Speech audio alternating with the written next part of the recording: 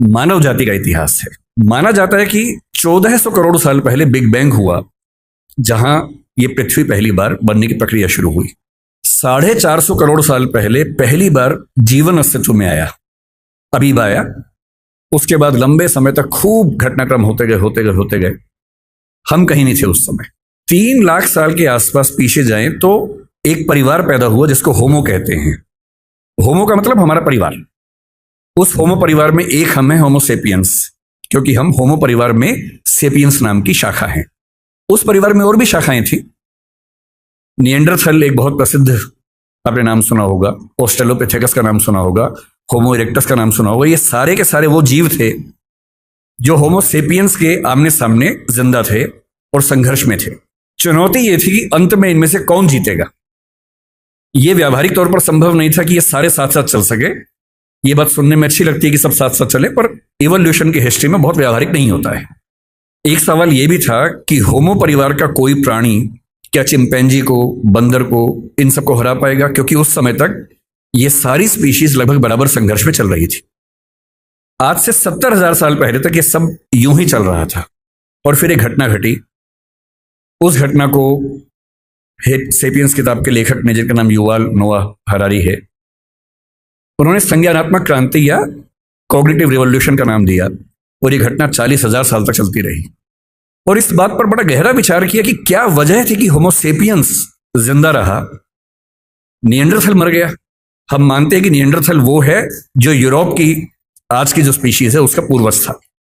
Australopithecus मर गया, erectus मर गया, और जितने परिवार के जंतु थे वो सब मर गए।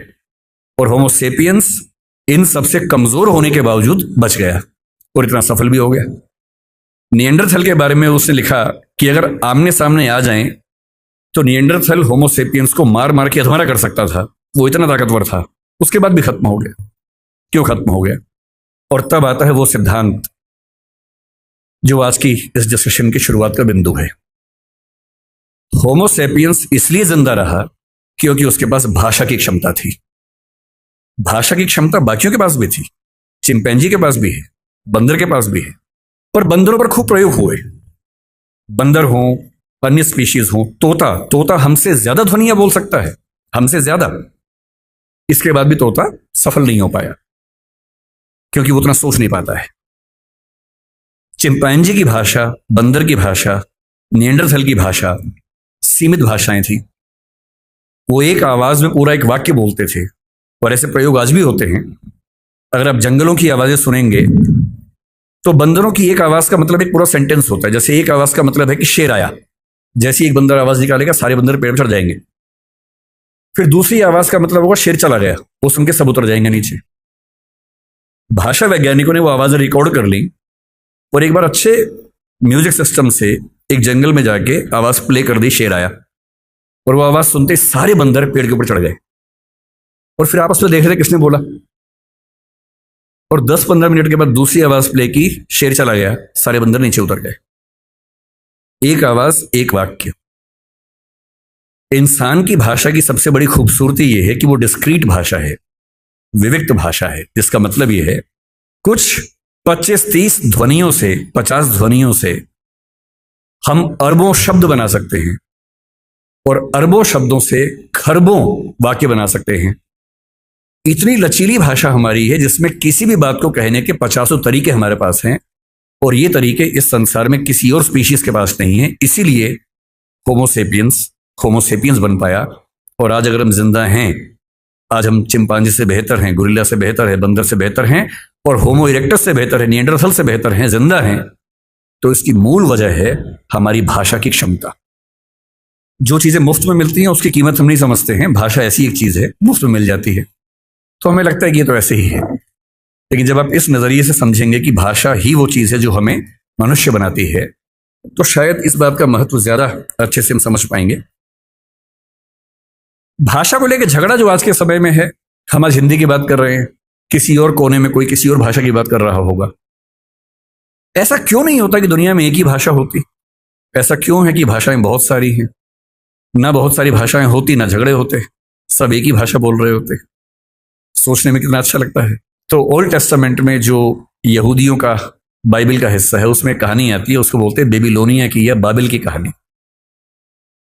कहानी यह है कि एक बार ईश्वर ने, यहूदियों के ईश्वर याहवे ने, जब देखा कि मनुष्य बहुत पाप कर रहे हैं तो उसने बहुत तेज बाढ़ पैदा की। ये वही बाढ़ है जो आपने आज से 10 साल पहले एक फिल्म 2012 में देखी होगी। ये उसी बाढ़ की कहानी है। इतनी ज्यादा बाढ़ की सारी इंसानी सभ्यता नष्ट हो जाए, क्योंकि ये लोग इतने पापी हैं। और ईश्वर को ये लगा कि मैंने गलती कर दी इन लोगों को मनुष्य बना के, इनके तो पाप खत्म नहीं होते हैं। नाराज होकर उसने सारी सभ्यता को विनाश करने के कगार पे खड़ा कर दिया। हम भारतीय सभ्यता में प्रलय की कल्पना करते हैं, कुछ कुछ वैसी कल्पना वहां पर एक बाढ़ की कल्पना है। और तब ईश्वर को यह भी लगा कि अगर सारे खत्म हो जाएंगे तो सृष्टि बनाने का जो पर्पस था वो खत्म हो जाएगा। तो ईश्वर ने अपने एक नबी को भेजा जिनका नाम था नूह या नोवाह। ये युवाल नोवा हरारी के बीच में भी जो नाम है नोवाह, ये वही नोवा नाम है। और उनसे कहा कि तुम जाओ, जितनी भी स्पीशीज है उन सब की एक एक पेयर को बचा लो ताकि सभ्यता को फिर से शुरू कर सके। तो नोवा ने एक जहाज का निर्माण किया, पानी के जहाज का निर्माण किया, सारी स्पीशीज के एक एक पेयर को उस पर रखा, अपने परिवार को रखा और बाढ़ से बचा लिया। और उसके बाद नई सभ्यता शुरू हुई। और जब नई सभ्यता शुरू हुई तो बेबीलोनिया के राजा के मन में एक विचार आया कि अगर हम एक इतनी ऊंची मीनार बना लें कि किसी भी बाढ़ में हम डूबे ही नहीं तो चिंता खत्म हो जाएगी। तो बाबेल नाम के स्थान पर, बेबीलोनिया का स्थान था, एक टावर बनना शुरू हुआ। यह बाइबल में जेनेसिस की कहानी है। टावर बनने लगा, काफी ऊंचा बन गया।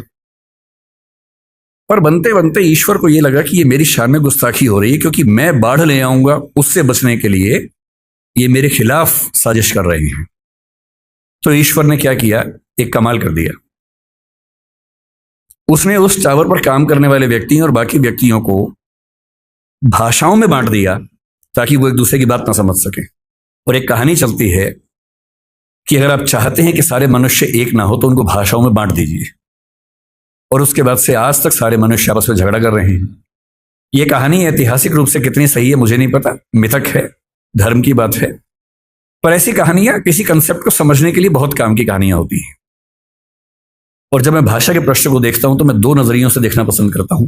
पहली बात, भाषा वो है जो हमें मनुष्य बनाती है।